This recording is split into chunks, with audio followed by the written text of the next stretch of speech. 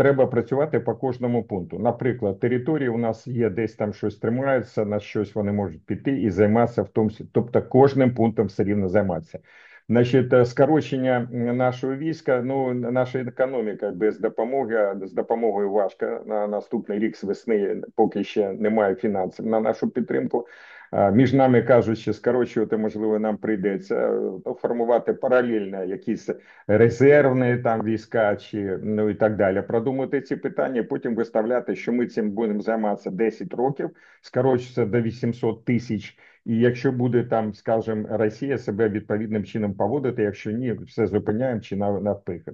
Це як приклад.